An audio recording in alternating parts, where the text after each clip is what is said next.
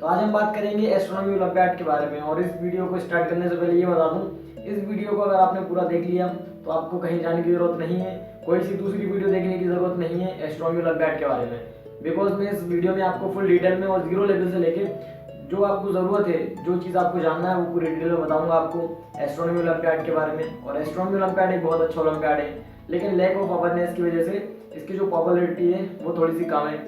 तो आइए शुरू करते हैं वीडियो और जानते हैं एस्ट्रोनॉमी ओलंपियाड के बारे में फुल डिटेल में, जिसका भी 6 फरवरी को पेपर है 2021 में। तो उसके लिए मैं लास्ट में बताऊंगा कुछ चेंजेस हुए हैं सिर्फ इसी साल के लिए, तो वो चेंजेस मैं लास्ट में बताऊंगा। और अभी मैं आपको पूरी फुल डिटेल में बताऊं कि कैसे पेपर होता है, क्या होता है, और लास्ट में बताऊंगा इस साल कैसे होगा पेपर, क्योंकि इसी साल थोड़ा चेंजमेंट है और बाकी जो लीप ईयर है, मतलब बाकी जो ईयर है उनमें सेम रहेगा। बाकी जो नेक्स्ट ईयर और जो पहले जैसा होता था वैसी नेक्स्ट ईयर से वैसी एग्जाम का स्केड्यूल और हर चीज़ वैसी रहेगी।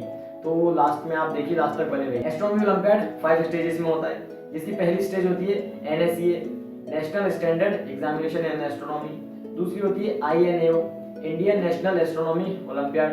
फिर थर्ड होती है ओरिएंटेशन कम सिलेक्शन कैंप, जिसके अंदर कैंप में जाना पड़ता है लोगों को, कैंप के अंदर सिलेक्शन होता है। फिर होता है PDT, pre departure training camp. फिर फिफ्थ होती है IOAA, international olympiad in astronomy and astrophysics. ये 5 स्टेजेस होती हैं एस्ट्रोनॉमी ओलंपियाड में। तो ये स्टेजेस बहुत ही, मतलब इनके बारे में भी आगे जानेंगे एक एक करके, सबके बारे में कैसी स्टेजेस कौन सी होती है और किसके लिए क्या होता है। तो आइए जानते हैं। तो सबसे पहले हम NSEA के बारे में जानते हैं, national standard examination in astronomy.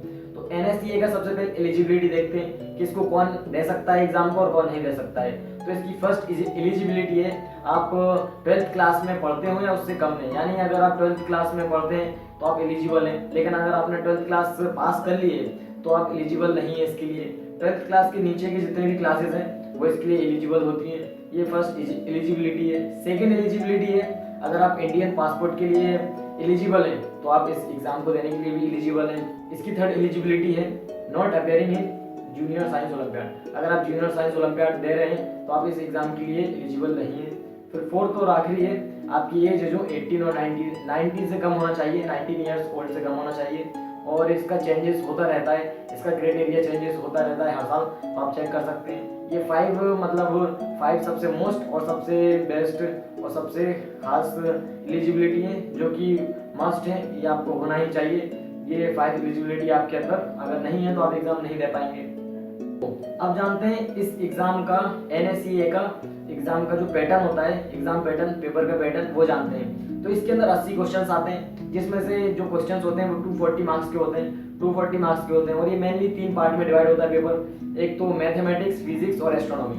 तो 3 पार्ट्स में ज़्यादातर एस्ट्रोनॉमी के क्वेश्चंस आते हैं इसके अंदर। एस्ट्रोनॉमी के क्वेश्चन इसके अंदर खाली 15 आते हैं, 15 एस्ट्रोनॉमी के क्वेश्चन आते हैं जो कि 45 मार्क्स के होते हैं। फिर सेकेंड मैथमेटिक्स के 32 क्वेश्चन आते हैं जो कि 96 मार्क्स के होते हैं। फिर आखिरी जो फिजिक्स है वो 33 क्वेश्चंस आते हैं और जो 99 मार्क्स के होते हैं। ये तीनों पार्ट्स के ऐसे क्वेश्चंस आते हैं और इनके ये मार्क्स होते हैं जो इसके लिए अलोवेट होते हैं। इसकी जो मार्किंग सिस्टम है वो ऐसा है कि हर क्वेश्चन पे आपको सही आंसर पे आपको 3 मार्क्स मिलेंगे। लेकिन अगर आपका एक क्वेश्चन गलत है तो उसके आपका नेगेटिव मार्किंग के जरिए आपका 1 मार्क्स कट जाएगा। तो इसमें नेगेटिव मार्किंग भी रहती है, तो आपको संभल के और अच्छे से एग्जाम देना पड़ेगा इसका। तो ये इसका एग्जाम पैटर्न है। इसके अंदर 80 क्वेश्चन आते हैं, 240 मार्क्स होता है और 3 पार्ट में डिवाइड होता है, फिजिक्स, मैथ और एस्ट्रोनॉमी। ये था पेपर का पैटर्न। अब देखते हैं अपन आगे एग्जाम के अंदर ऑब्जेक्टिव टाइप के क्वेश्चंस आते हैं, ऑब्जेक्टिव टाइप के क्वेश्चंस आते हैं ज़्यादातर। और ये इनका लेवल है जो ज़्यादा नहीं होता है, 12th लेवल, 12th बोर्ड या फिर मेंस लेवल तक का होता है। जेई मेंस लेवल के क्वेश्चंस आते हैं इसके अंदर, ज़्यादा हाई लेवल के क्वेश्चंस नहीं आते हैं, तो आप इसको अच्छे से भी क्वालिफाई कर सकते हैं। और NSEA के अंदर जो टॉप 500 बच्चे होते हैं वो INAO के अंदर सिलेक्ट हो जाते हैं। तो नेक्स्ट स्टेज के बारे में जानते हैं हम, INAO, इंडियन नेशनल एस्ट्रोनॉमी। जो INAO का पेपर होता है वो 100 मार्क्स का होता है और 3 घंटे का पेपर होता है, जिसके अंदर 7 क्वेश्चन ही आते हैं सिर्फ। और इसके अंदर ये रिटन टेस्ट होता है देते हैं जो कि सिलेक्ट हो जाते हैं NSEA के अंदर। तो इसका जो सिलेबस है वो सेम होता है NSEA के जैसा, यानी। और नीचे डिस्क्रिप्शन में मैंने लिंक दी हुई है और PDF है जिसके अंदर जो इस साल का मतलब सिलेबस है, न्यू सिलेबस है 2021 का वो आपको मिल जाएगा।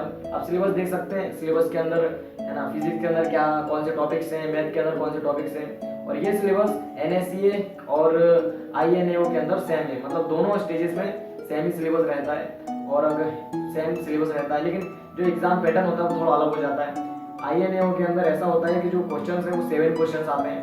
7 क्वेश्चन ऐसे होते हैं कि वो सब डिवाइडेड होते हैं पार्ट्स में, और पार्ट्स में डिवाइडेड, और उनका जो सॉल्यूशन है वो ऑब्जेक्टिव नहीं होता है, उनको आपको रिटर्न देना पड़ता है, आपको लिखना पड़ता है, लिख के सॉल्यूशन उसके अंदर सबमिट करना पड़ता है। तो ये थोड़ा सा टफ हो सकता है ना। और इसमें से अगर आपकी रैंक आ जाए, टॉप 50 बच्चे होते हैं, जो 50 बच्चे होते हैं वो सिलेक्ट होते हैं ओरिएंटेशन कम सिलेक्शन कैंप के लिए, OCSC के लिए आप सिलेक्ट हो जाएंगे, टॉप 50 बच्चे। इसके बाद क्या होगा स्टेज, तो इसका आपका 5th स्टेज होती है जो PDT, pre departure training camp. तो इसके अंदर बच्चे से मतलब जो 50 बच्चे थे, 50 में से खाली 4 बच्चे सिलेक्ट होते हैं, 4 बच्चे, और वो 4 बच्चों की जो टीम होती है, एक टीम, उसको तैयार किया जाता है इस वाले कैंप के अंदर। और वो जो आखिरी स्टेज होती है, जिसको आखिरी कह सकते हैं आप, IOAA, international olympiad in astronomy and astrophysics, इसके लिए तैयार किया जाता है। और इसके लिए 4 बच्चों की टीम है, वो जाती है जहाँ पे भी ये इंटरनेशनल एग्जाम होता है। ये एग्जाम इंडिया से बाहर ही होता है, तो आपको अपॉर्चुनिटी मिलेगी इंडिया से बाहर जाने की और इंडिया को रिप्रेजेंट करने की।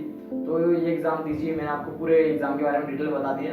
और अगर आपको कुछ डाउट है तो आप डिस्क्रिप्शन में लिख सकते हैं, मैं डिस्क्रिप्शन में आपका जो डाउट है वो फुलफिल करूंगा। और आप अब आखिरी में सुन लीजिए, मैंने बताया था स्टार्टिंग में आपको कि जो बच्चे 2021 में फरवरी में अभी 5-6 दिन बाद एग्जाम देने वाले हैं 6 फरवरी को, तो उनके लिए बता दूं मैं आपको, तो इस बार थोड़ा सा सिस्टम अलग है।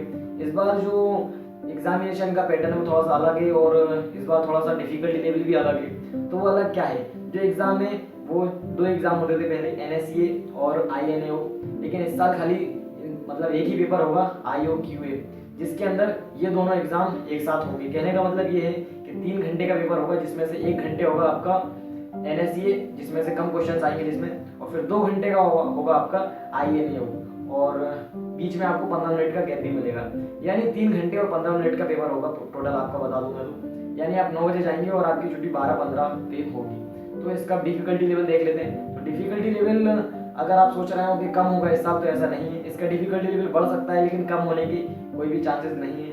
तो डिफिकल्टी लेवल तो उसका सेम हो सकता है और मीडियम हो सकता है, लेकिन अगर आप बिल्कुल ईजी नहीं होने वाला है तो इस एग्जाम को अच्छे से दीजिए, और ये गोल्डन चांस है आपके लिए, क्योंकि एस्ट्रोनॉमी ओलंपियाड एक बहुत ही अच्छा ओलंपियाड है, और इसकी लैक ऑफ अवेयरनेस की वजह से ये इसकी पॉपुलैरिटी कम है। लेकिन मेरे हिसाब से इसको पॉपुलैरिटी मिलना चाहिए, क्योंकि it is the best exam for students. अगर आपका ड्रीम है कुछ बड़ा करने का और MIT जैसे कॉलेजेस में जाने का, तो मेरे को लाइक कीजिए, सब्सक्राइब कीजिए और मेरे साथ बने रहिए।